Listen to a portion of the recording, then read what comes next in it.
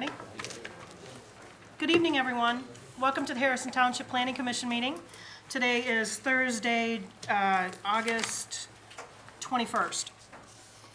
I'd like to call the meeting to order at 7:10 p.m. Roll call, please, Mr. Tominello. Roll call, Mr. Bacha, Here. Mr. Bloom, Excused. Mr. McDougall. Here. Mr. Ogalati, Here. Mr. Tominello here, Mr. Falk, Here. Ms. Murray. Present. Thank you. May I have approval of the agenda as presented, please? Madam Chair, I'll make a motion to approve the agenda for this August 21st meeting as presented. And may I have a second, please? Second. Mr. Batcha. Motion by Mr. McDougall, seconded by Mr. Batcha. All those in favor of approval of the agenda? Aye. Nays? Motion carries. May I have approval of the minutes from July 17th, 2014, please? Madam Chair, I'll make a motion to approve the minutes of July 17th, 2014. Support? A motion to approve by Mr. Tominello, supported by Mr. McDougall. All those in favor? Aye. Aye. Aye. Opposed? Motion carries. Hearings and reviews. Mr. Tominello, will you please read our first case tonight? Sure, this is going to be a public hearing. This is case 01-14-RZ, Harbor Point of Harrison LLC, 16 Mile and Jefferson, Harrison Township, Michigan 48045. Parcels B3 and R1C. Rezone all three properties to RM3 for proposed condominiums. Okay, let me just take a moment. I'm going to open the public hearing. Can I just make one clarification? Yes, you Yes. may. Because I talked to Sabrina on it. It's actually case 13-14. Yes, it is, I think Mr. 13-14. Tominello read it as 1-13, 1-14. It's 13-14-RZ. We received an updated copy of the agenda. Okay, Okay, so for the record, case 13-14-RZ. correct. Thank Thank you. you. Thank you, Mr. Batcha. Before I open the public hearing, let me just state that public hearings were added as an administrative item, no longer voted on by the Planning Commission, and then occurring 30 days later. Notice was made in the advisor, I believe August 3rd, early on August. The signs went up on the property at the end of July.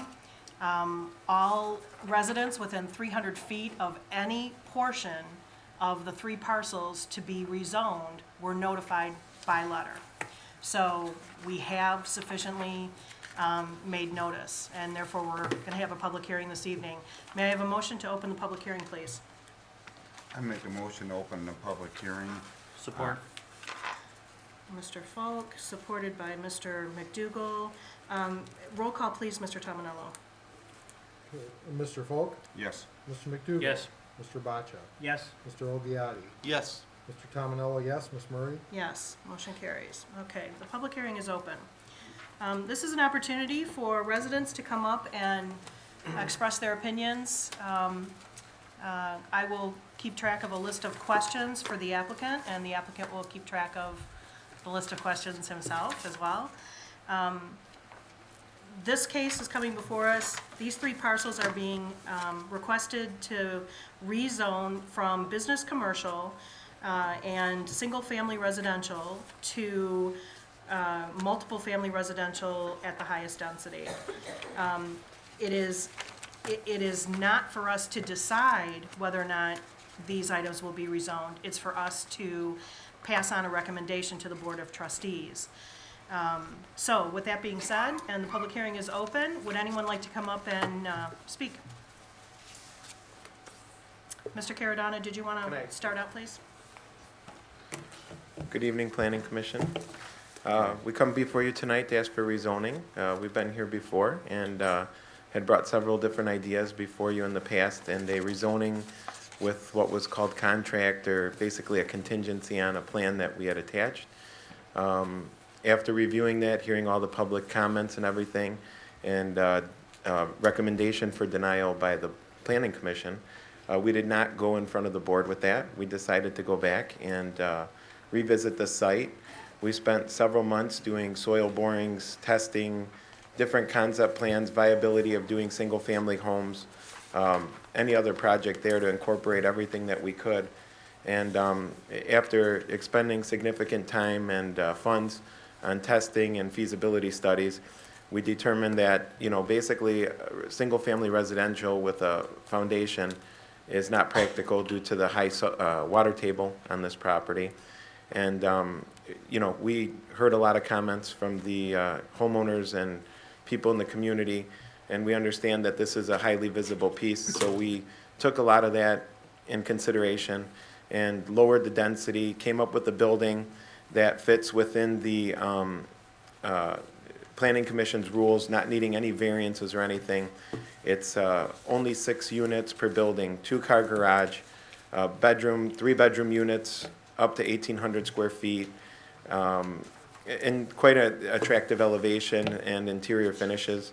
We would anticipate these units selling from 160s to 230s now, more in line and, higher price than what some of the other smaller units we had proposed before.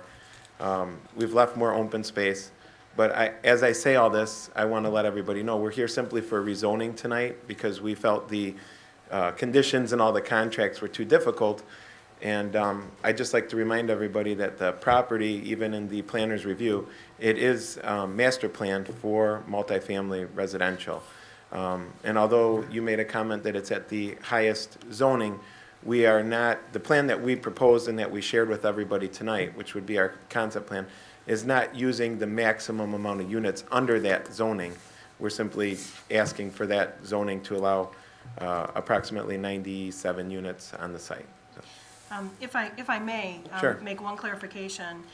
Because this is not a conditional rezoning, the fact that you are bringing forward a plan for us to review is great, and that may be your intention, but everyone needs to know that Correct. that may not happen, and that, and even though that isn't a possible intention, it could be anything. It could You're be right, anything but fitting within the RM3 district. we would still have to come before the Planning Commission and get anything else approved. Correct. It is our intention, and we would be willing, as we stated last time, to add conditions if the commission has the mechanism to do so. We would accept an approval conditioned on this site plan. But it seemed last time to cause a lot of confusion, and I don't know how we can do that. We're not Maybe at- we can set a maximum number of units Yeah, or something we're like not at that. that stage yet. Exactly, We so. can't take anything really into consideration. Correct. Considering the plan that's before Yeah, us. and as I stand before you tonight, as I clarified, this is simply for rezoning. It's not our intention to build more units than what we're showing you, but this is just kind of like you have a system. I guess it's a system we have to go through because last time proved itself to be a little bit cumbersome. And again, I know a lot of people say, what are we doing? But we did purchase the property, and when we did purchase the property, it was master planned for multifamily. And one of the first questions in a rezoning application is, does this rezoning fit with the master plan? And, we are actually turning a piece of property to conform with the master plan. And just to further clarify, there are 3 parcels involved. And the center parcel, the largest parcel, is the one that is designated in the master plan to go multiple family. The smaller parcel, parcel C, that is right on the corner of 16 and Jefferson, is to remain as business commercial B3. And then the smaller triangular portion, more towards Cherry Lane, across from Cherry Lane, that is also in the master plan slated to become a B3. Correct. So it's just the center portion in the master plan. Just want to It make that is. clear. It's We, just the center if you portion. look at, and forgive me because I passed out all my drawings, but what we tried to do was design the site that our units would be on the rezoned RM3 property, and that the remaining open space could, even if it stayed that zoning in compliance with the master plan, we could still build our project. We had plans originally turned in that left the corner for commercial, but as you guys can see on both sides, that B3 doesn't seem to be a very, conducive use right now. A lot of the businesses, and, we did spend 2 years now soliciting everybody from Dunkin' Donuts, Tim Hortons, gas stations, to try and get somebody on that corner. And what we felt was, rather than jam B3 in there, we took the comparable amount of square footage, turned that into open space on the site, and kind of left it so that those spots, you know, basically the units are sitting on the area that's being rezoned to multifamily. Okay, thank you. Okay, anything else to add? Residents? Now's your chance to speak. When you do come up, please state your name and your address, and there will be a 3-minute limit. I'm imposing the 3-minute limit, so fair Well, warning. was that voted on? The 3-minute limit's always been Okay. intact, but I have not, Okay. um, William Bardell, 37865 Point Rosa. 18-year resident, new breed, new kid on the block. What I want to say is, you guys did go to the board after it was turned down. On the contrary, this whole thing stinks all the way around. You guys did go to the board because it was on the agenda, and I can pull that up. So after these guys turned down the project, you guys went to the board and tried to sneak it through the board. This whole thing stinks all the way around. When this was turned down, it was worded wrong. It should have been worded, reviews from the plan commissions, we were gonna okay what the plan commission did, but it was worded different. So you guys did go to the board, okay? And tried to get it through the other way. It was on the minutes. I can pull that up. This was a few months back, it's, yeah, okay? The other thing is, if the PERT level's too high, what's the difference between building a house and building a condo? You could build houses there. So the whole thing stinks all the way around. You can build houses there. PERT levels for houses, PERT levels for condos. You can build you can build houses on a slab, okay? But the whole thing stinks all the way around. Thank you. Thank you, Mr. Bardell. I'd just like to clarify, we did not go to the board. It may have been on the minutes, but we did request to be removed.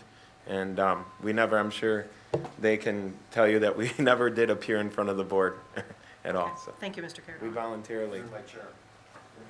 Your chair says the on deck chair. That's where the people want to talk.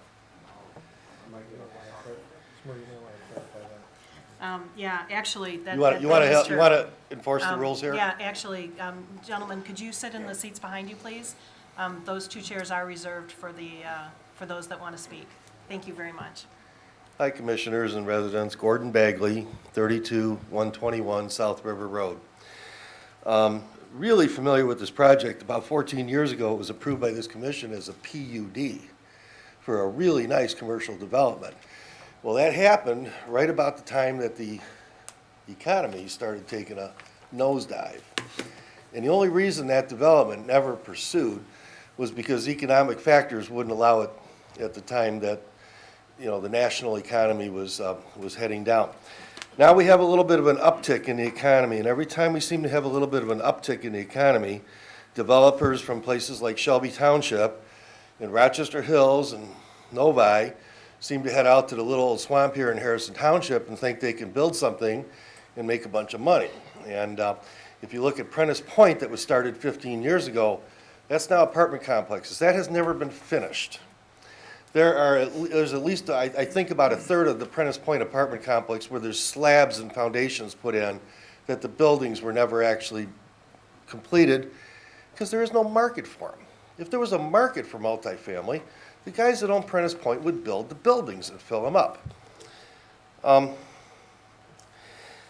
never felt that it was our place to tell a developer how to waste his money, but when the residents of Huron Point subdivision about 5 years ago mounted an effort to block what was going to be then called the Riverport complex, which is currently Sundog Marina, because of an overdensity developer that wanted to try to cram a bunch of units onto a small piece of property. We probably saved that guy $10 million by having it refused because he was ready to start that project and build it. without any thought to what's going on with the economy, okay? Again, it's not our place to tell a developer how to waste his money, but people think because there's a little bit of an uptick in the economy, oh boy, we're in for great times again. Well, I think they have a sad thing coming to them. And if they want to waste their money doing it, I think they should be able to do that. But Clinton Township, about 10 years ago, Board of Trustees in Clinton Township, our very next door neighbor, placed a moratorium on condo development because the slap of the developer's checkbook was coming in, buying up every piece of property that was available, built, jamming whatever kind of units they could in Clinton Township. So the Board of Trustees enacted an ordinance putting a moratorium on any future condo development. I do not know if that's still in effect. Why can't we do something like that? Thank you. Thank you, Mr. Bagley.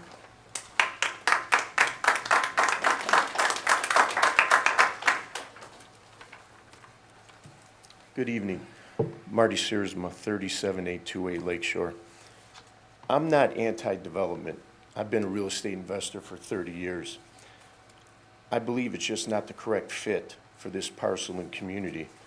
Traffic is already congested on the corner, and I believe that this particular corner, building a large, high-density residential unit, would increase that traffic more so than a commercial single-family mix.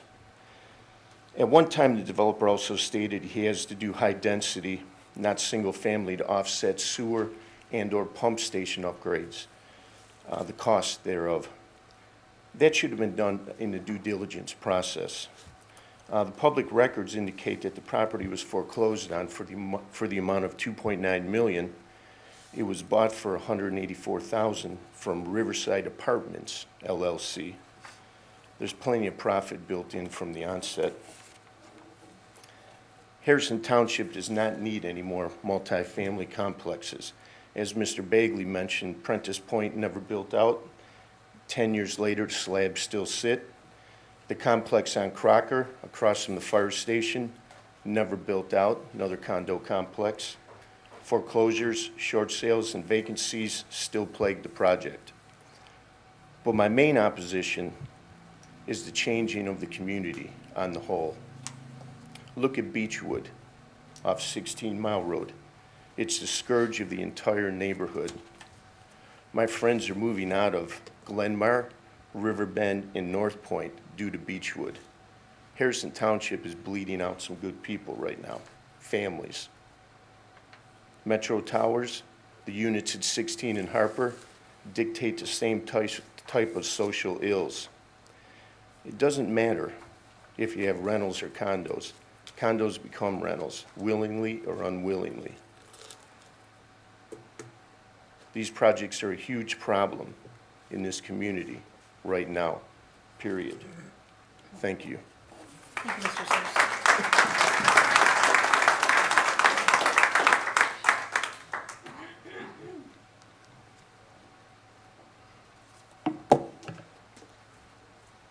Hi, Wolf Peterman, 38233 Seaway Court, Harrison Township. I'd like to echo some of the comments of my neighbors as well. You know, in the previous sessions, we had discussions about drainage. The proposal mentions no concern on the drainage pumping. You noticed and noted earlier, you know, the soil penetration shows there are drainage problems. We know there's a limit currently on the pumping station that hasn't been addressed. Traffic pattern, it's a high-density area as well, so we know there's a risk there also in the summer with a lot of youth in that area going back and forth. So at the proposed entry and exit point, be concerned about a traffic study for that. It's not our place to make a profit for the investor. As some of the residents have already noted, there's a high vacancy rate in unfinished areas already. Not our requirement to make a profit for him. And then, as you mentioned, also the potential to switch the plan if it doesn't turn out to be profitable for him under this endeavor. He noted in his earlier plan he needed to have 127 to make a profit, and the drainage. Well, now we've decreased that.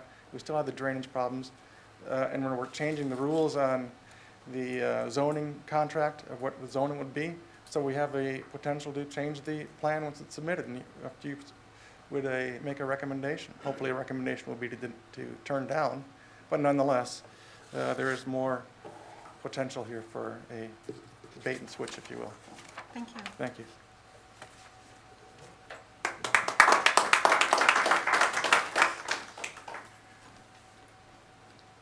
Good evening, members of the Planning Commission. My name is Christine Peterman. That's my better half back there, 38233 Seaway Court. The bottom line here, after listening to everybody speak and being at other sessions to these public hearings, is it's not the responsibility of the township to alter our zoning ordinance so that one investing individual can make money on a property he bought to develop. That's the bottom line. We've all felt the crunch during the financial crisis.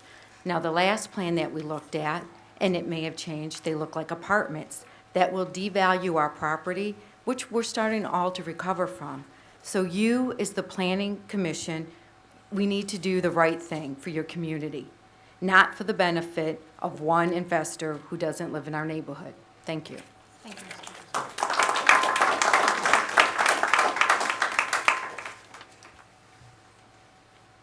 Anyone else?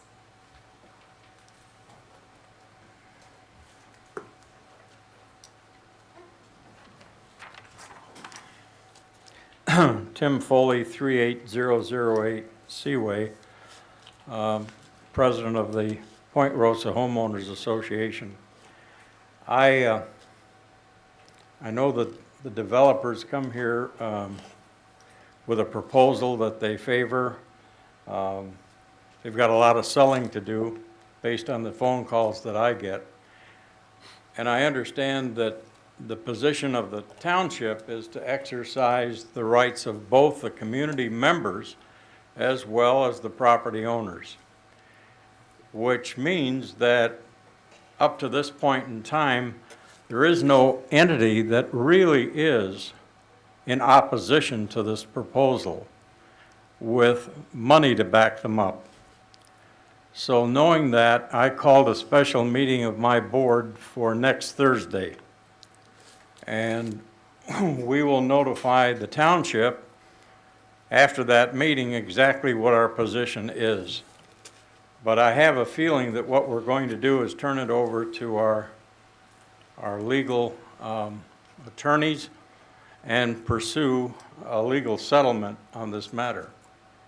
There is no question that the density of a high-rise development in that area is not wise. Heritage Place was the PUD that they called for earlier. This was about 6 or 7 years ago. And the economy, the person that talked about it was correct, was going down at the time, except also they found out that they could not offload that drainage water without expenditures that were skyrocketing in terms of upgrading our equipment to carry away their drain water. And so I'm afraid this project will run across a similar problem. So what I think basically is that the township, the developer, and our association and our attorneys ought to sit down and try to work out a reasonable solution to this problem. Thank you. Thank you, Mr. Foley.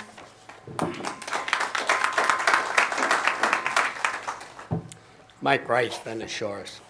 Pleased to meet you, Board. I have a couple of concerns. The conversation about Sundog a minute ago, I brought to the table and took it off the table when I was on this board and the township board. It was unacceptable. It seems to me that this jewel of a piece of property, the only thing that this developer is missing on here is what color do you want the shipping containers? This is another trash bucket development that doesn't need to be in the community, all right? This piece of property should be used for recreational purposes to get day campers and things of this nature to come there and to go to Metropolitan Park, not to be used as a cluster tight housing of over 100 units. It's unacceptable. We've been through this numerous times on this piece of property. It's been sold and resold and bankrupt, and it's unacceptable for a developer with deep pockets because it's, the density in the wintertime is next to nothing for retail development, as the developer suggested. So if it was put to the full use and used for day camping for out-of-town guests that would utilize Metropolitan Park, we would wash each other's back. And that's what you need to be careful of, because this is just shy of picking a color for the storage containers. Thank you. Thank you, Mr. Rice.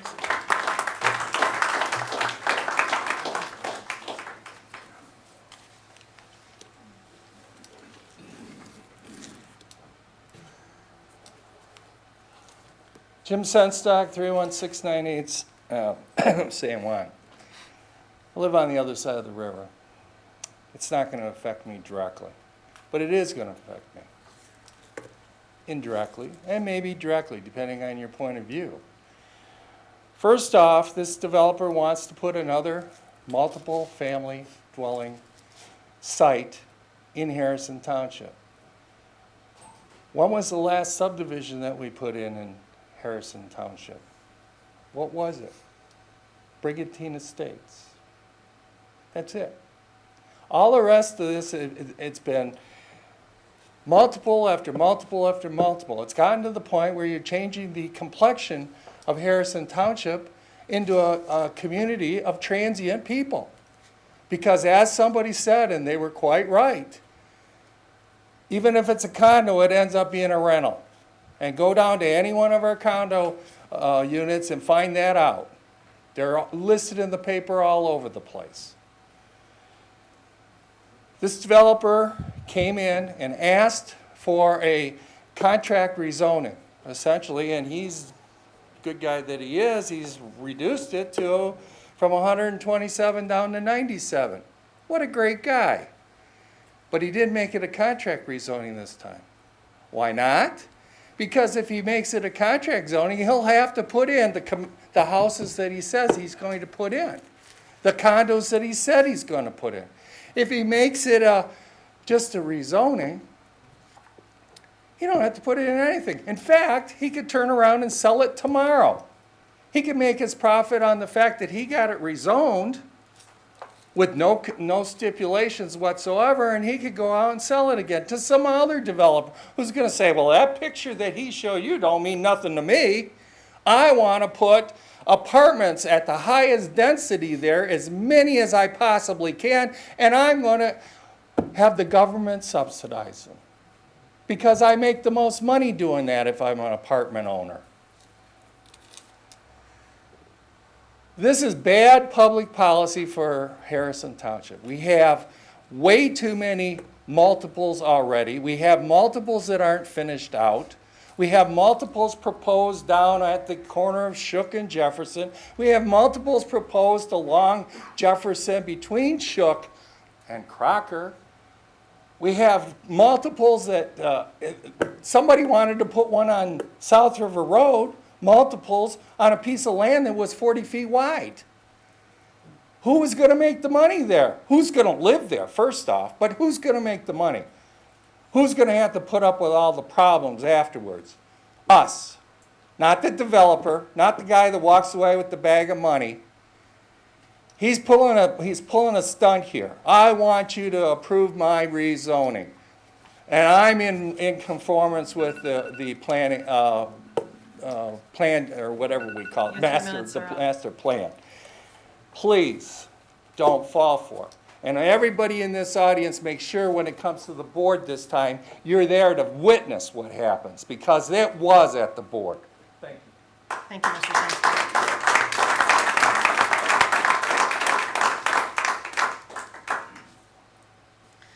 Okay, anyone else?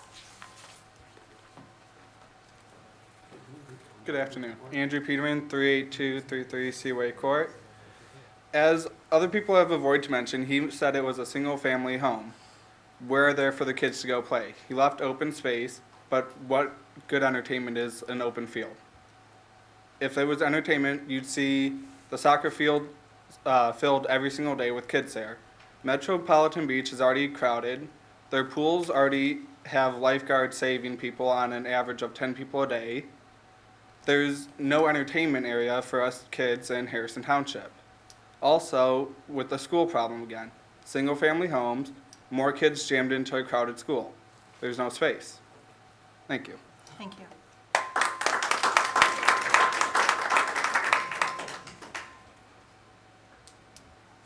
Okay, anyone else? This is your chance.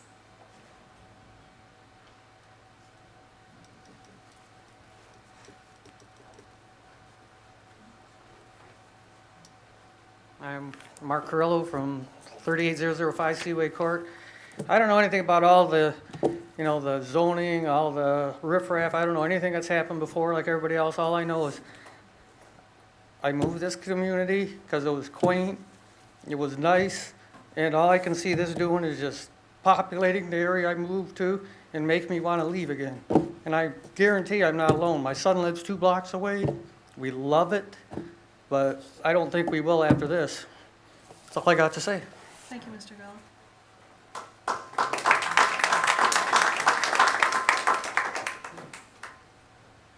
Tony Zadonia, 37655 Lakeshore. Again, to echo the last gentleman, I don't have a ton of facts and have not done, nearly as much research as a lot of these folks have. They've obviously dug in quite a bit. I do know that I have passed numerous multi-family developments within the community. I also moved out to this area 3 years ago because every time I came out here, I felt like I was on vacation. So I think that putting the complex on Metro Parkway in the corner of Jefferson there is extremely already congested, and it probably isn't going to make the matters too much better. Also with the Metro Park traffic and whatnot, I'm concerned what it would do to the Metro Park and the folks that come there, as well as the folks that run on the bike path or ride their bikes. It seems to be good the way it currently is, and don't really think we need another additional complex put up there on the corner. Thank you. Thank you.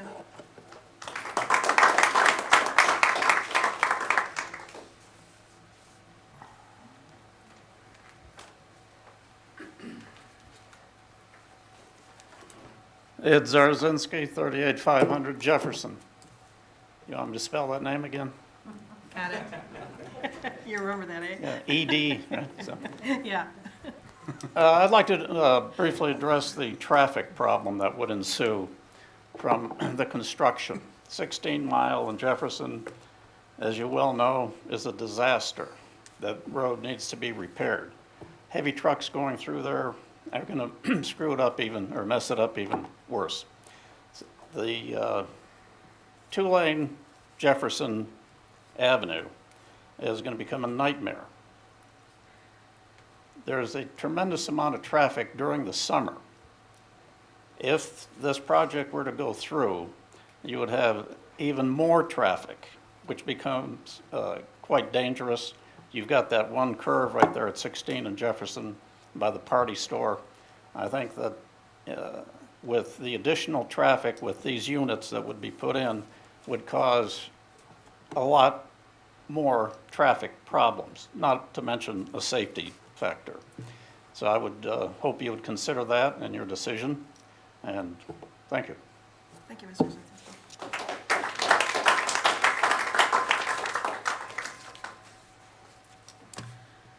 Okay, anyone else?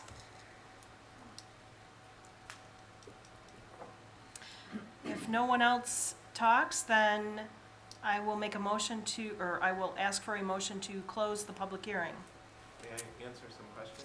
And once we close the public hearing. Anyone else? May I have a motion, please, to close the public hearing? I'll make a motion to close the public hearing on case number 13-14-RZ. Support. Motion to close by Mr. Batcha, supported by Mr. McDougall. Roll call, please, Mr. Tominello. Mr. Bacha? Yes. Mr. McDougall? Yes. Mr. Ogalati? Yes. Mr. Folk? Yes. Mr. Tominello, yes. Ms. Murray? Yes. Okay, public hearing is closed. Okay, Mr. Caradonna, did you want to come up and address the? Yes. Thank you. I'll try and go in order. I made some notes here, but I'd like to just restate, and I think Sabrina and guys, we did not go in front of the board. We withdrew it. I know people keep saying we did, but we never did go and appear in front of the board. We voluntarily withdrew to do that. I also hear a lot of ideas, and it's been consistently at other meetings, that people say this is a jewel of a piece, the traffic's bad, proximity to metro parks and all that. And everybody was saying, well, it's not safe for kids, or what's it going to do for the metro parks and the trail. Yet a lot of the ideas that come from the homeowners is turn this piece into a recreation area or some kind of an RV park or something to allow more traffic at a busy corner where kids are going to be playing baseball or doing some kind of recreation. I don't see how that's safer or that's going to be any less congestion or traffic at this corner than the units we're proposing that have two-car garages and families that'll be coming and going. And as far as Harrison Township, my father lived in Venice Shores. He retired to Fort Lauderdale, but I did grow up here. My family still has a condo at McInrae's, and my partner in this project lives in Venetian Point at the end of South River Road. So we are vested in the community. I've been here my whole life, and we do know about failed projects, but everybody seems to be in an uproar because this piece here is so great. The reason this piece will be successful is because it is so great. It has the trail behind it. It has proximity to the metro parks. We are not here for final site plan approval, but our open space will contain some kind of play areas and things like that for children of the community. And if that's even necessary. I mean, one of the benefits, and we think the allure to this project, is the proximity to the metro parks, the ability to walk and enjoy the amenities that Harrison Township and the Metro Park has to offer. You know, that being said, we did come in. I didn't bring up all the points about the sewer and all that because I'm not here for a site plan. We are here for rezoning. All those same issues arise, but since we've been here and some people mentioned the pricing, we were able to lower the units by number of units by raising the price of the units and putting bigger units in. It's the same yield, less units at more money versus more units at less money. We still would agree to do any pump station improvements. We'd be required to do so. And no matter what project goes on this property, that pump station improvement has to go there. We could not build one single family residential home, let alone the 200,000 square foot shopping center that would be allowed under the current zoning. And if anybody believes that these 97 units are going to bring less traffic to that corner than a recreational use or some kind of a commercial shopping center at the use that's there with C3, what it allows with multifamily PUD or anything of that sort, I think they're mistaken. And I think any traffic engineer could justify that. We are willing to commit to the number of units. We are willing to commit to that plan. We are willing to commit our own money to the improvements at the pump station, and that would come at the planning commission stages. If we are successful in getting the rezoning in accordance with the master plan, which was voted on by the planning commission, the board, and everybody had ample chance to make comments at the time it was adopted, we would address all those issues at that time. The other things that were said, the Point Rosa, I think, Association, we've had people who have approached us in the past. If somebody is interested, including the community, cooperating with maybe some of the homeowners, we would be willing to sell the piece. You know, if that's something that someone thinks it's better to be vacant or the community wants to buy this property and convert it to a recreational use, it is something we'd be open to. I think there's a lot of mistakes. People are going online. I don't know who Riverside Apartment is. We did not buy it from them. The number that's on public record of what we purchased is not correct. We did not buy this property. We purchased the mortgage loan that was about $2.8 million, and we acquired the property through the foreclosure. And I think there was about that much money in taxes owing at the time. So that is not, we did not buy this at some windfall.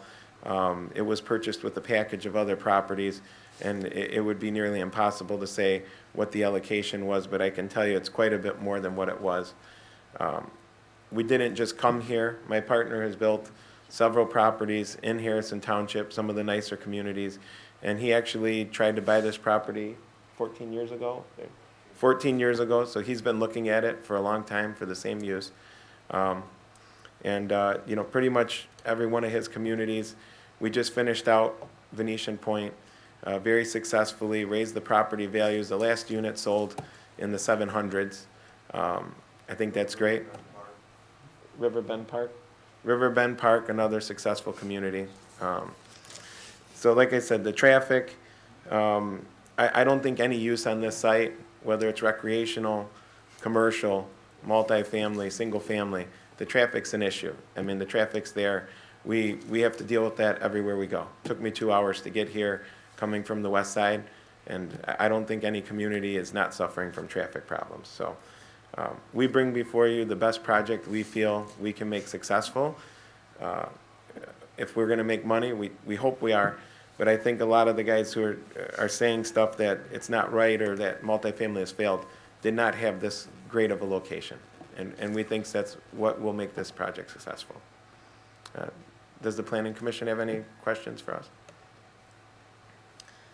Okay, any questions for Mr. Caradonna? No? Why don't you have a seat and we'll, The last thing was we did send a request, and I know it's not typical policy, but because we've been here before and there's been several other public hearings, if it is possible, we did ask that the Planning Commission make a motion to vote on this evening, if possible. Thank you. Thank you. If I may, and Ms. Davis, just if this is an inappropriate question, please let me know and I'll withdraw it. I'm a little confused as to what you're doing, because when you came in with the last package and the amount of units, everything that was there was going to be tied into the rezoning. The big, and so the units, the verbiage for you paying for the pump, all of this items that needed to be done, or density issues, all of this stuff could have been worked out. I thought there was ample time to review some of the issues that we tried to bring up that would have made it a more viable project, to me anyway. And none of that was taken care of. And the motion was to the Board of Trustees to deny it. Now you come back with just a rezoning. Once we rezone that property, it's there, and we can't just go back if you were to sell it and say we want to change that. But now, because we don't have the same setup as last time, we lost a lot of, we lost a lot of say on what you would put there and how many units and all of that stuff.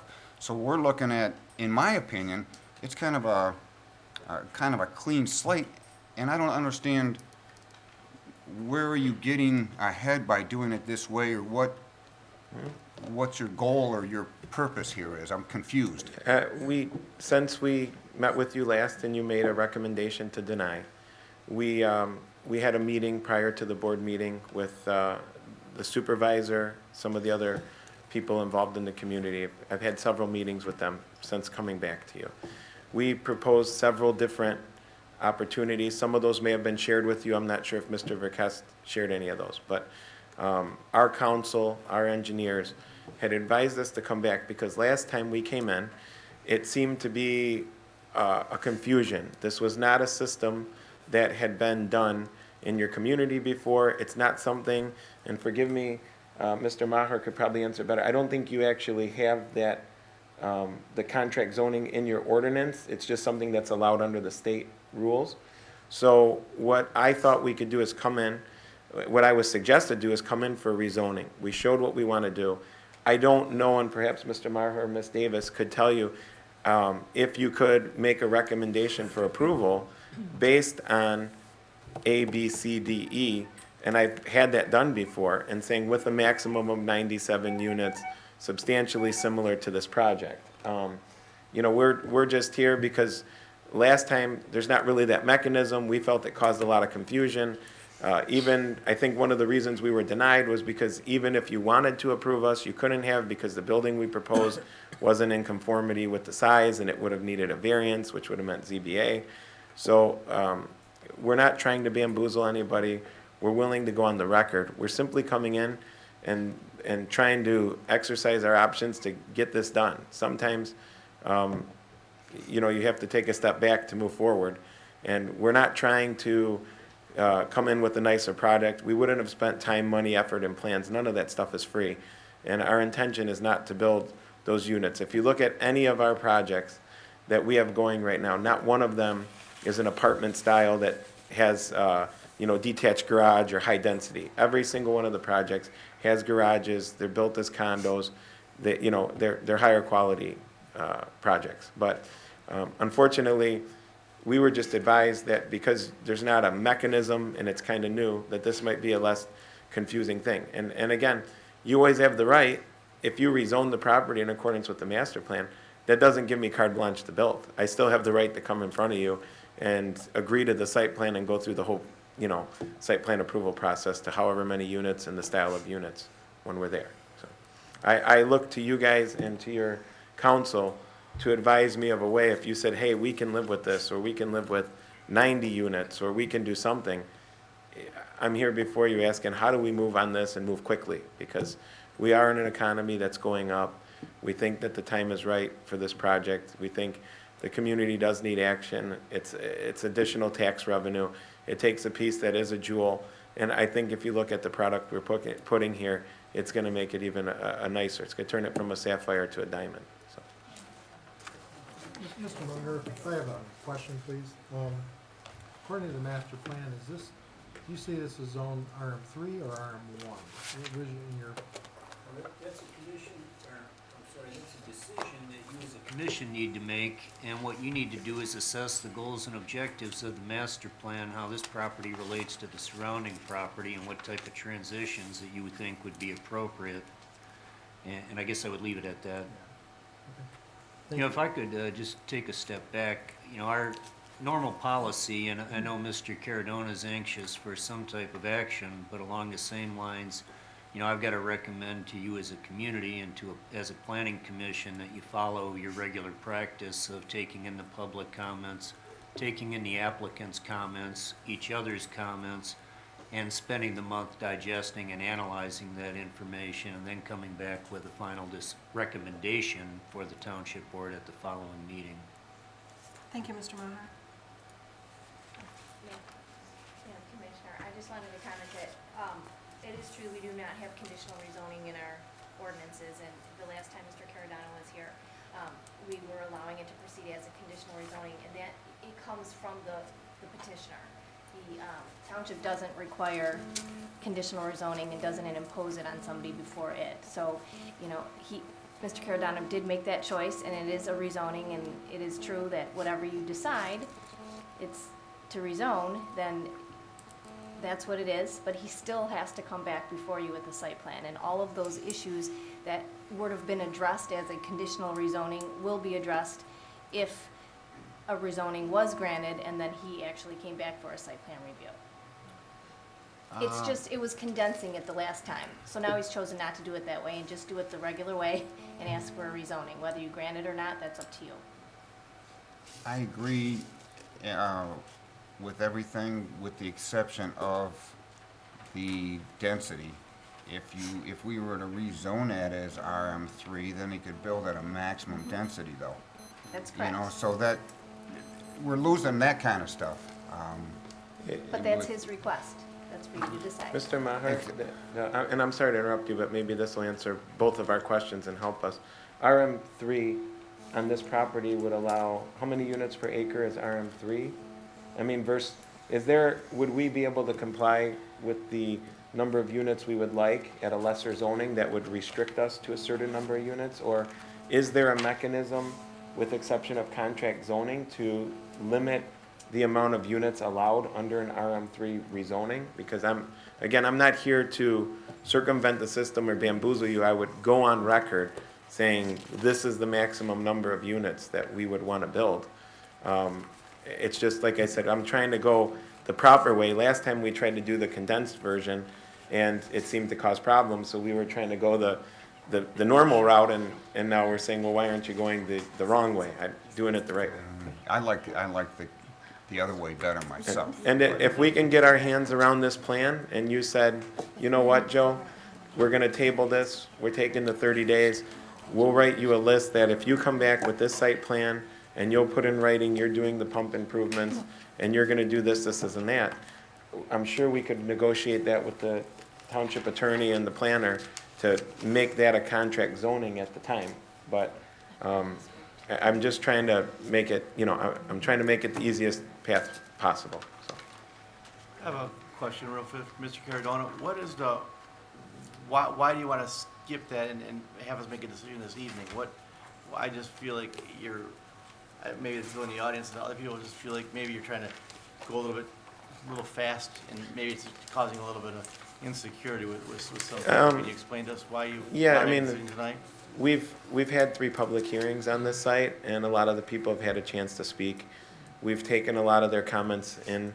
Although the community may not have seen us, I have requested through the supervisor several times to set up a town hall meeting to get the input from the community, to meet with you guys off record. I've sent several emails. I've done everything I can in the last, I think it's been 4 or 5 months since we were here, to try and get everybody's input and come up with ideas. I never received any responses. No one ever tried to set up a meeting. I offered to pay for a meeting. I offered to rent a hall, have a restaurant, and I offer all that. But I just felt like I wasn't getting anywhere, and that, I was just, getting the runaround. So I said, what can I do but just come in and ask for rezoning and come before you guys? I want to be a good neighbor. We want to build a nice project. We're willing to help, but we tried to go every step we could, and we weren't getting the response. And I know everybody's busy, and sometimes coordinating that stuff is cumbersome. But I did make several requests. I think, through the supervisor's office, trying to coordinate a town hall meeting to get everybody's input and come up with a plan that works. And instead, we basically took the comments from last time and integrated all those into our plan. 2-car garages, alleviated the issue of the row parking. That now gives 4 parking spaces per unit, counting the driveways, and you don't have that stacking issue. The 3rd bedroom unit, up to 1,800 square feet, and prices up to $230, priced the units well over a lot of the homes that are non-waterfront homes. More open space, less dense, less buildings that look like apartments. So we did everything we could on our side to incorporate everything we heard from you guys and the public to try and come up with a project that we thought was our best shot at it. So. Thank you. I got a question for Mr. Maher. Pat, you had indicated that standard practice for this board, after hearing a public hearing, was to hear the hearing, spend time evaluating the comments of the residents, spend time assessing the merits of the applicant's proposal, and then coming back a month later in order to make a decision. That's correct. That being said, given that we have closed public hearing, at this point, is there any more discussion necessary on this topic? If we elect to just continue with standard practice, aren't we now just at the point on continuing with agenda? Yes. I mean, you would have a motion to table till the following meeting at some point in time. Once you as commissioners are done asking questions or offering input. So that would be the next logical motion to this, that would be motion to table to a date specific? You don't absolutely need a date specific. I'd recommend it in this case, that it be to the following meeting. Or 2 meetings if you feel you need more time, but the following meeting would. Well, then that being said, if I'm gonna make a motion then to table case number 13-14-RZ to be decided on the merits of the applicant's proposal to be heard at the September 18th, 2014 Planning Commission meeting. Support. I have a motion to table case 13-14-RZ till our September 18th meeting, supported by Mr. Tominello. All those in favor? Aye. Aye. Aye. Any opposed? Motion carries. Thank you for your time, commissioners, and I do state publicly, if in that time before the meeting, any of you would like to help me or Sabrina help me coordinate something that could help you, or if you wanted to meet in a work session, we'd be willing to pay any fees to try and answer any questions before the next meeting. Thank you. Mr. Cardona. Okay. Yeah, I did. All right, let's get a moment to switch gears here.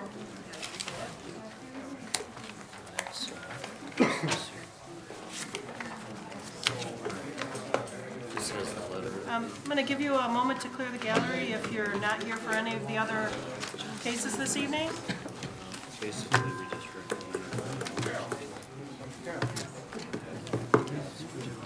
did we recommend subject to anything? No subject to them getting all proper permits?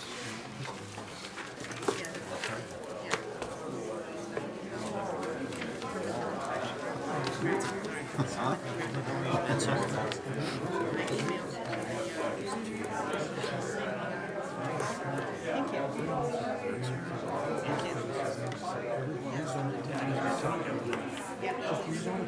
Okay, if you could please exit quietly, we're going to continue with our meeting.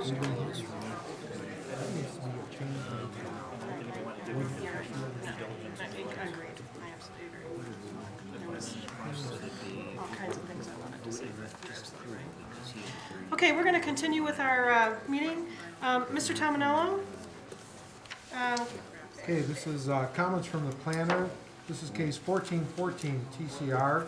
Brian Wagner, Riverbend Marina, 31635 South River Road, Harrison Township, in the Waterfront District, and after the fact pavilion enclosure. Thank you. We have been notified by Brian Wagner, the applicant for Riverbend Marina Pavilion, or Riverbend Marina, that an enclosed pavilion was erected. When this applicant came before us previously, we had approved an open pavilion, and that is not what happened. So you have come to us to seek approval for an after-the-fact addition or change.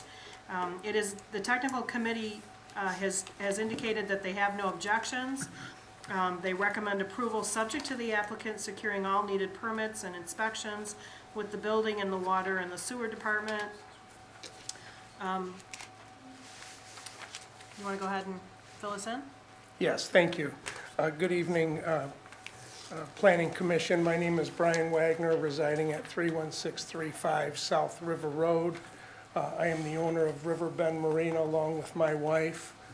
We have owned the property for 15 years, and we have resided there for 9 years.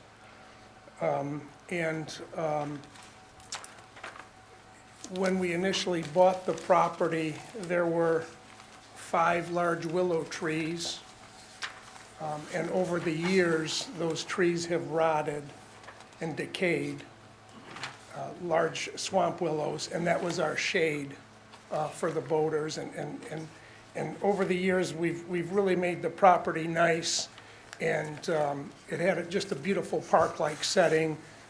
We enclosed the property, we put up gates. I spent a lot of money on the property over the years. In the fall of 2012, the seawall was starting to decay, and I hired a contractor to replace the majority of the seawall. And while he was doing that work, it tore up the lawn and the park. So at that time, we had absolutely no shade. I came in front of the Planning Commission and requested to put up a pavilion at that same time. And at that December meeting, I was prepared to address the planning commission, and I didn't even get that opportunity. You automatically approved the pavilion, and I thank you for that. Now, before I go any further, I would like to apologize to the planning commission and the building officials for not following the order of doing this. And I'm not going to make an excuse why I did it, other than I did it. So I apologize to you all for that. And it would be my hope that you would forgive me for that and not hold that against me. With that being said,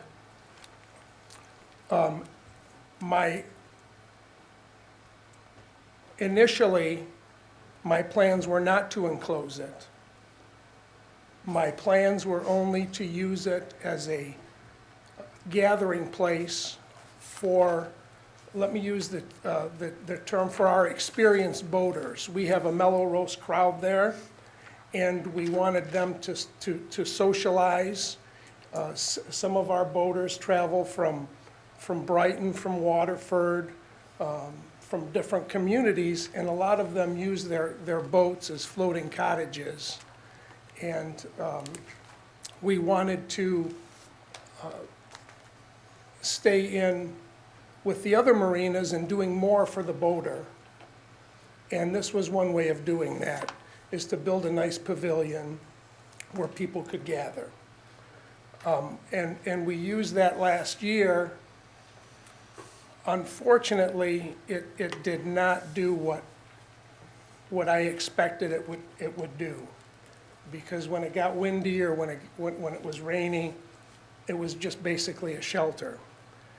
With that being said, the beginning of this boating season, around March and April of 2014, I ended up with almost half of my wells empty.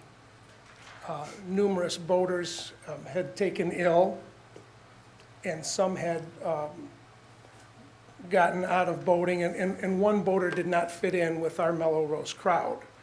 So in an attempt to attract customers, I took it upon myself and started to, I put up garage doors, large glass garage doors, as you can see in the pictures, like most of the restaurants are doing today, to where we still have that open air feeling, but yet when wind or rain comes, we can close that. We can enclose that. So that's what I started to do. And then at the beginning of July, I felt I didn't have any peace with what I was doing.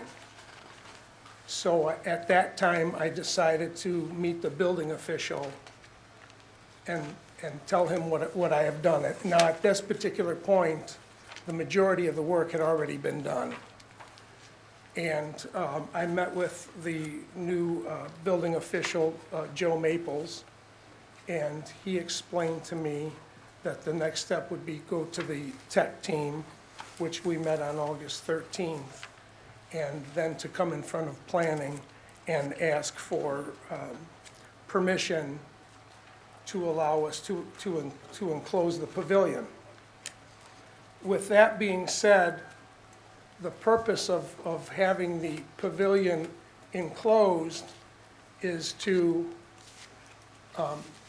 not only keep the existing customers that we have, but also attract new customers, as most other marinas are doing. They're adding tiki bars and water slides, and they're making it a destination. And that is my desire also, to make it a destination. And I'd like to give you a few examples of some of my boaters who rent wells from me for many, many years. One being Dominic Tringali. He's 82. He doesn't care so much about going on his boat, but he wants to sit there and be at his boat and socialize. Boaters are sociable people, so with a pavilion where garage doors can be opened and closed, it doesn't matter what the weather forecast is, we can still socialize and not have to worry about the weather. Another one of our boaters, her husband passed away about 5 years ago. Her and her two sons come out, but she hasn't been coming out. Since the pavilion, since I started to enclose the pavilion, she has been out 14 weeks in a row. And it's become, the pavilion has now become a place where the boaters are starting to congregate. They come in and they check in at the pavilion to see who's there. Then they may go to their boat. Then they come back over to the pavilion, bring their coolers out, and Saturdays and Sundays has become a potluck. So that was my intent from the beginning, not to deceive the township, but to make it a gathering place and a destination for my boaters. I have another boater, he's in his 80s. They don't necessarily want to go out on their boats. Today we need to offer our boaters more than a parking spot and a boat slip. We need to give them more. As I've attached in a Macomb Daily article from last year, all the marinas are doing this.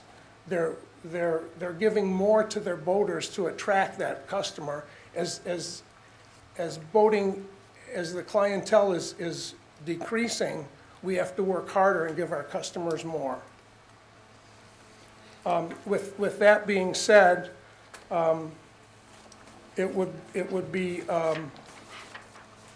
I would hope that the Planning Commission would allow me to leave up the enclosure, and providing that I work with the building department and the engineering to conform, to make sure that it is done properly. Now, I only want to use this pavilion. There's no heat in it. I did put water in it. I do have electrical in it. And I have a refrigerator in there. And that's what we do there. The majority of us, we don't, we're not big drinkers, but we like to eat.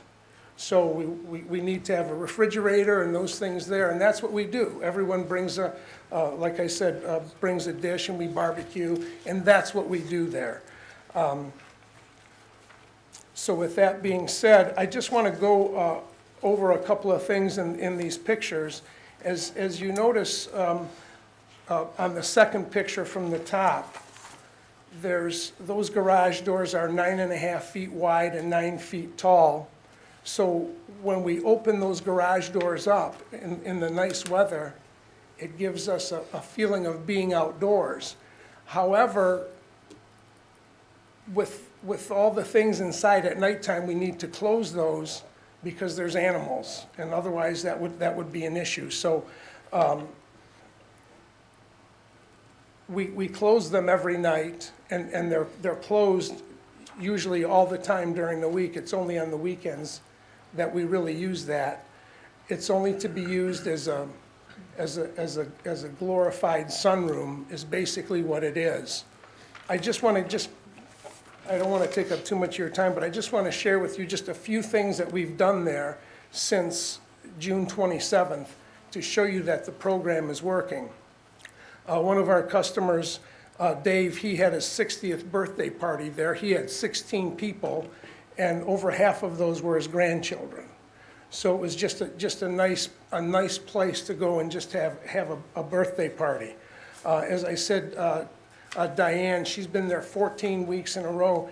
About 4 weeks ago, she had a heart attack on a Monday, had a stent put in, and was there that following Saturday because she enjoys that social atmosphere. I know I had a little birthday party there for myself on July 27th, and we knew that it was going to rain, but that didn't stop us from having the party. And when the rains came, we just closed down the garage doors. Unfortunately, that's the day we lost power in the township. It turned out to be a pretty severe storm on that particular day. So with that being said, one other thing about that the site plan does not really show clearly that the planner had pointed out to me. From the parking lot to the pavilion, you have 14 feet of concrete. So the cars pull up there. I think there's about 4 or 5 parking spots in front of the pavilion.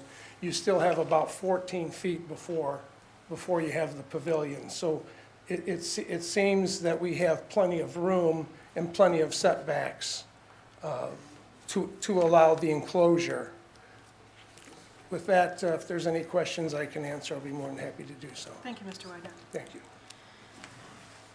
Madam Chair, I'll make a motion to approve the enclosed pavilion at 31635 South River Road, in case 1414 TCR, subject to the applicant securing all required permits and inspections through building and water and sewer.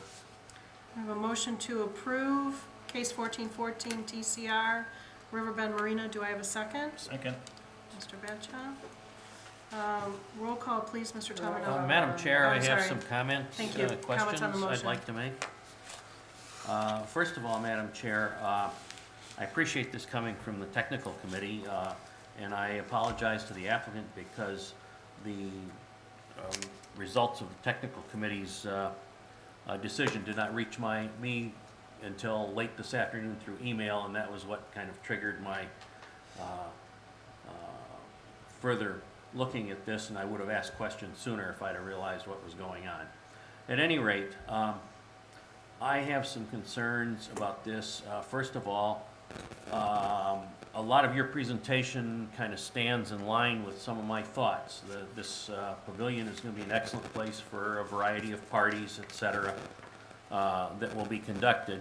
And this property is under your ownership and under your control, and you decide what parties go on there and so forth at this time. Unfortunately, what we build today and set up on a property in this township will be around for a long time. I expect this pavilion will probably exist for 30 or 40 years, and at a point where, unfortunately, all of us who are getting a little gray around the edges are not going to be around at that point in time. Somebody else will be in control of the property. And we need to look out for the eventual possible uses by somebody who doesn't have the type of interest that you have in the property. And to that end, this is a pavilion that also lends itself, in addition to a small family birthday party, it lends itself to a small wedding party being handled there. It might be a few more people. Typically with a reception, it might be a 30, 40, 50 person wedding. We have at least 4 marinas in this township that have that kind of thing going on. Everything from the big things that go on at a McInray to the smaller ones that go on in some of our smaller facilities. So this looks to me more like a clubhouse than anything. And I had a conversation, I didn't have a chance to run it down with Mr. Maher, because as I said, in all fairness to Mr. Maher, I didn't get an email back out to him until after 5:30, closer to 6 o'clock this evening, so I really didn't expect a response. The question I have is this, because waterfront requires a clubhouse to be a special land use under the ordinance? And I think that this may come under that heading. I know I talked to Mr. Maher briefly before the meeting, and in a moment I'd like to get his answer to that, but I want to ask my other question, and that is, did the technical committee have any consideration at all of parking spaces related to the increased enclosed space that this building creates on the property? And of course, the other piece of question that I have is that just your single-family dwelling on the property, or is that a rental? I have a special land use, and that is a 2-family flat. I reside in the upstairs unit with my wife. My daughters resided in the downstairs unit until they got married. Now a 65-year-old woman lives downstairs. Okay, so the garage is for you, and I assume those 4 parking places off in front of the garage are basically for the residences, and the rest of them are intended to be for the marina, is that correct? Correct. Initially, we had 19 slips. We now have 17 slips because we've reconfigured them to be a little wider to accommodate larger boats. So we have more parking than necessary. We have 16, as I look at it, we have 16 parking places for 17 boats, or 30 if you consider the fact that they're tandem. And of course, when you bring a group of people in for a party type thing, then tandem parking requires people to be extremely cooperative to make it work. And when you bring strangers to the property in, you then end up with major problems with tandem parking, and that gives me a real concern on the parking side. And with that, I think, Mr. Maher, you have an answer to my original questions? Sure. Yeah, I guess with regard to this being a clubhouse, I would disagree in that terminology. A clubhouse infers a private club. It would infer that it's a nonprofit association. In this particular case, it's a shelter that's being utilized by boat well renters only, and their guests, which would be pretty much the same crowd as who would be using the pavilion at any point in time. Obviously, you as a commission need to make that decision, not me, and not the tech team. But for the most part, I think that was our understanding of the use, and based on what was said tonight, I think it's also clear that that's the intent of the use. With regard to parking, I'm not sure that the enclosed structure is going to generate any type of additional parking need on the site, nor am I sure that we have a requirement in the ordinance that unless you decided to refer to this as a lounge or something to that effect, that would require additional parking. You still have the same vehicles coming to the site. I do agree with Mr. McDougall if this is used for weddings and for birthdays, as the applicant indicated, used to rent out to non-members, or I shouldn't even call them members, but non-renters, that yes, there could be a problem. So there should probably, if you were to approve this, be a condition, number one, that the building is to be used only by the boat well renters in the marina. Number two, that the building not be used for birthday, wedding, and similar events by boat well renters in the marina or the general public. And I suppose one could argue they could just as easily use an unenclosed gazebo for the same purposes. And then number three, our condition stood with regard to securing all building, water, and sewer permits as necessary. So in part, I agree with Mr. McDougall. In part, I don't agree that this is a clubhouse per se. I think a clubhouse entertains that members would be running operations in there. There would be beer, wine, liquor type things, organized events, and this just doesn't seem to fit that bill. But again, we can agree to disagree, and you as a commission need to make that decision.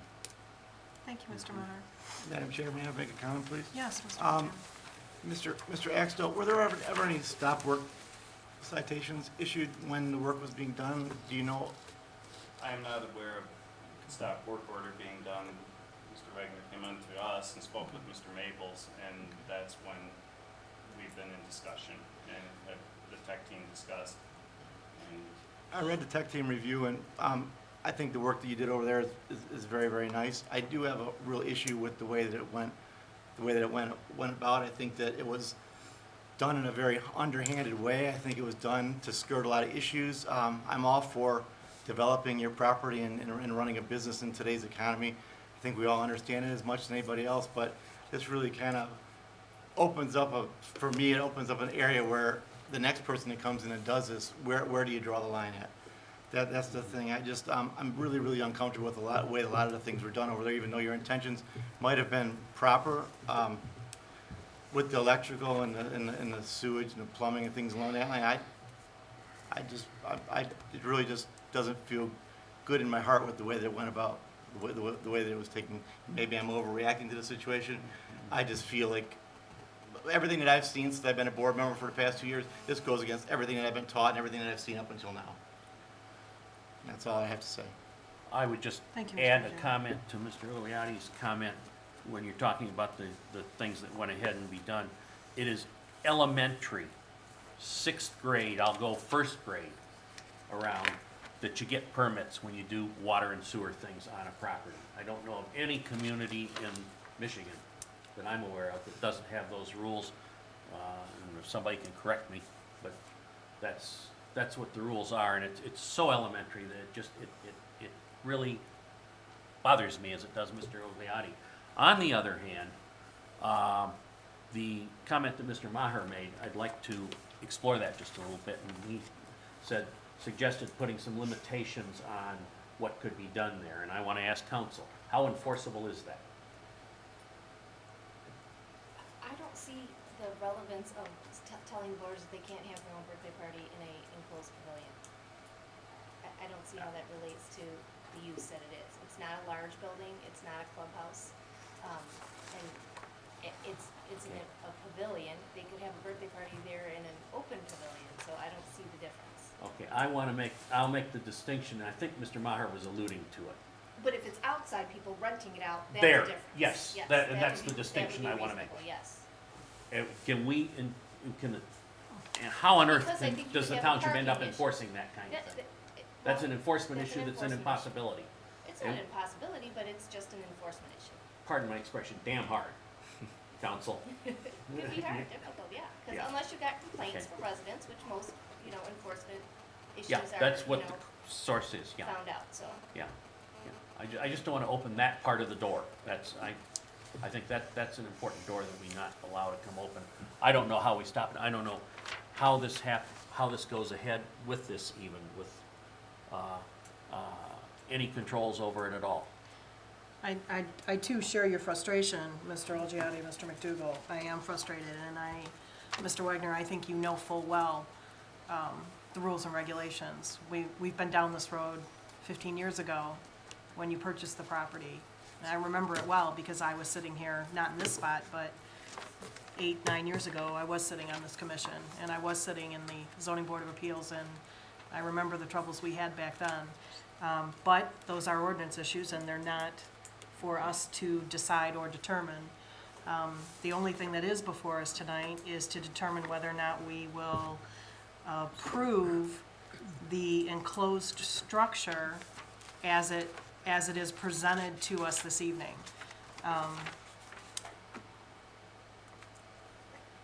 With that, Mr. Axel, did you want to talk about if we approve this, what will happen next as far as your department? What will happen next is Mr. Wagner will have to come in and speak with Mr. Maples, myself. We'll have to set up a meeting and review. He has sent the same pictures to us that he sent to you regarding utilities. I agree wholeheartedly. I do not condone in any way, shape, or form the manner that this took place. I don't recommend it to anyone. I don't want to see it in Harrison Township. We don't support it. We are here to help you in any way, shape, or form. We try to make things as easy on developers, builders as we can. That being said, to this particular case, we will review everything as far as the water, the sewer, the electrical lines. Everything is going to have to be inspected. If that means that it's to be dug up so that we can verify, that's what will take place. There will have to be an inside, outside, on-site inspection of the dwelling as to what other, things may have to be done. Does it meet safety standards? Does it meet all the building, electrical, plumbing, all of the codes? So there will be the cost of the permits, there will be the cost of the inspections, and any repercussions that come with that to make it correct.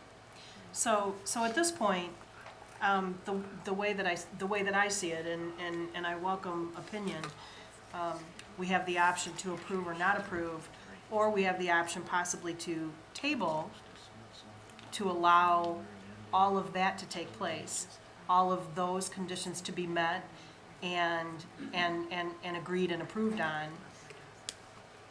Then, once all that is in place, we will have before us everything we need to make a valid decision, in my opinion, if I'm seeing this correctly.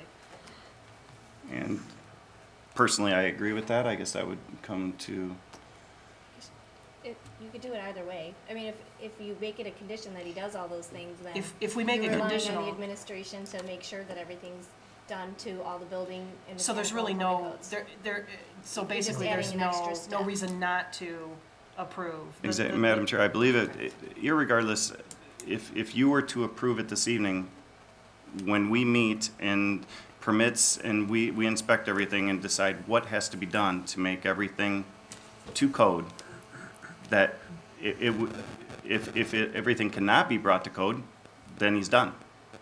That, it will either have to be removed Or return to its original. or return to its original state that you approved state. approved.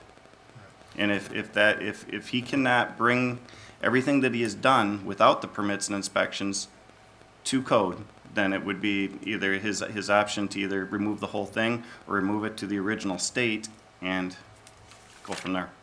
Thank you, Mr. Axel. You're welcome. Okay, that being said, do we have a motion or any other discussion? Oh, actually, we are in discussion, that's right, we have a motion. I just had, the plan that we're looking at here, I can't read the dates or any of that stuff. Is the pavilion truly a 24 by 40? Correct. It is 24 by 40? Yes. Okay. And the highlighted area, that's not really its location though, is that correct? That, on the site plan, that is its location. However, it looks like it's too tight to the curb, and that's why if you look at the pictures, excuse me, it looks like it's too tight to the sidewalk. But if you look at the pictures that I've supplied, if you look at the last picture, or the first picture, you can see where the asphalt parking lot ends, and then beyond that, there's a 4-foot sidewalk, and then there is a 10-foot concrete pad that was poured, and then the wall or the garage door of the pavilion. Let me just say this regarding outside parties, okay? This is my backyard, okay? The boaters that I cater to have been with me since, a lot of them since I bought the place. These are my friends. I am not gonna have outsiders come in and trash my property. I'm the guy that cleans the bathrooms, okay? And I'm not gonna have those issues. Now, in 30 years, I can't say that, and I understand that. But under my watch, it's not gonna happen, okay? That's set up for my boaters.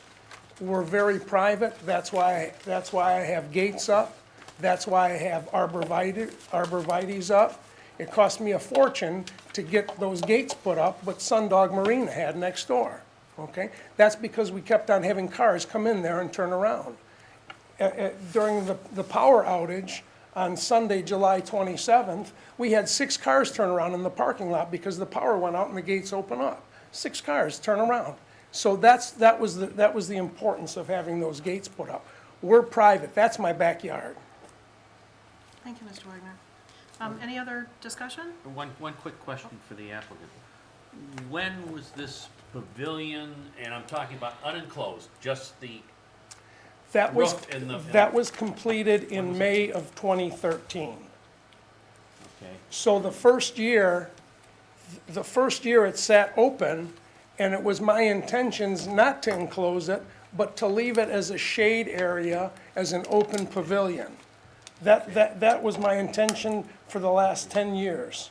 And that did not work out as I anticipated it, because every time it rains, you got water blowing in, you got wind blowing in, and it canceled everything, and we got tired of meeting in my garage. All of a sudden, on Labor Day, if it's raining, there's a handful of my, and I call them my friends. I'm blessed, I have my friends come out and visit me, plus they pay me. So we got tired of meeting in the garage. Another question, when was this structure as just a gazebo approved by the planning commission? December of 2012. Yes. Okay, all right. Okay, we are still in discussion. Mr. Svenstock? Still in discussion. We are still in discussion on the motion, yes. Jim Senstock, 31698 San Juan. I'm familiar with this site. Actually, I was here when you were here, and I know we had conversations with Mr. Wegner and so on. And there were some issues, and we got them resolved. The concern I have right now is that it appears to me that, first off, there doesn't appear to be a permitted use for a pavilion with sides in it in your ordinance. Now, I'm sure we can probably get around that somehow, but the fact is, I'm also looking at it, and when you enclose the sides, it wasn't now a gazebo or a pavilion, now it becomes a club, possibly, a club of friends. It's a club, and a club requires special land use approval. That's clear in your ordinance. And, you know, while this particular site and this particular use and this particular pavilion doesn't really sound like it's going to affect anybody, what happens if Belmar Harbor decides to put one up? And they do it the same way. Well, we'll put up a gazebo, and then we'll enclose it. And then we'll basically run it out. Of course, theirs would probably be bigger than his. This is a nice little one.